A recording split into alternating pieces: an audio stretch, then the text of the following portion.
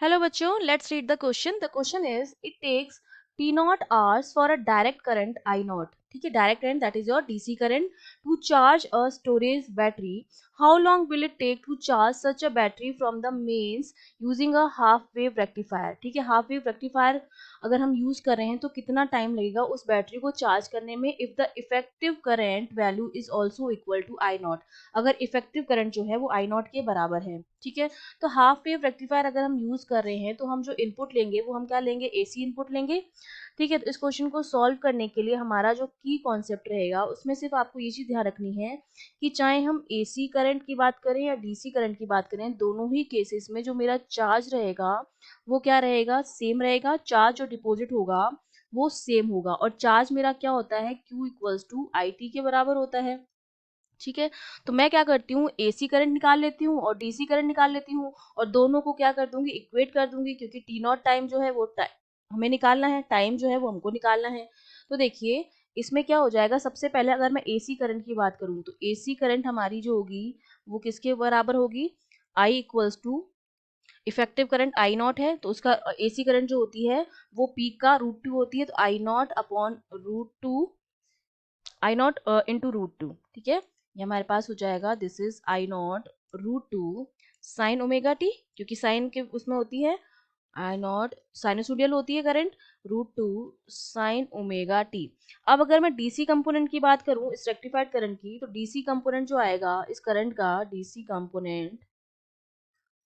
Component of the rectified current.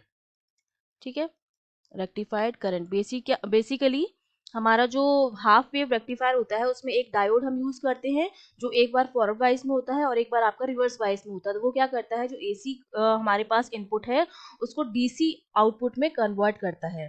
ठीक है, तो ये डीसी करंट के लिए जो वैल्यू हो जाएगी, आई डैश नाम दे देते हैं इसको, वो हमारे पास कितनी हो जाएगी, हम इंटीग्रेशन कर देंगे इसका टाइम पीरियड 0 से t/2 तक के लिए, तो 1 अपॉन टी से डिवाइड करेंगे, क्योंकि हम यहाँ पर क्या निकालते हैं, मीन निकालते हैं इसका, तो उसको हम क्या करेंगे, टी से डिवाइड करते हैं, तो वो टी आपका बाहर आ जाएगा। अब हम इसको इंटीग्रेट कर देंगे from 0 to t/2 half cycle के लिए, I naught √2 sine omega t d t. इस तरह से हम निकालेंगे डीसी करंट का कंपोनेंट, इसका क्या ले लेंगे, मीन ले लेंगे, तो टी से डिवाइड करेंगे, तो टी हमने बाहर ले लिया और इंटीग्रेट कर दिया from 0 to t/2 half cycle के लिए।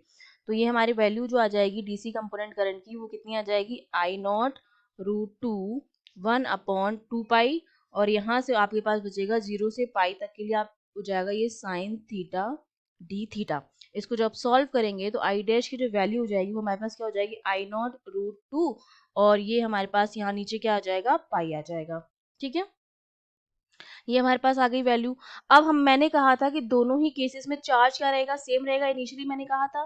तो दोनों के लिए जब चार्ज सेम रहेगा तो पहली कंडीशन में चार्ज कितना होगा, करंट आई नॉट, और टाइम लग रहा था टी नॉट, और दूसरी केस में करंट हमारी कितनी आई है, आई नॉट √2 अपॉन पाई, और टाइम हमने मान लिया सपोज टी लग रहा है। ठीक है, ये पहले का चार्ज था बिफोर और ये आफ्टर चार्ज है, दोनों ही केस में I naught t naught, I naught I t, और ये भी आई टी हो गया। तो यहाँ से टी की वैल्यू इजीली निकाल सकते हैं, टी जो मेरा हो जाएगा कितना हो जाएगा, आई नॉट कैंसिल आउट हो जाएगा आपके पास, और ये टी की जो वैल्यू हो जाएगी वो जाएगी पाई टी नॉट अपॉन √2। इतना टाइम जो है वो हमें लगेगा उसको चार्ज करने में। I hope you understood well, all the best.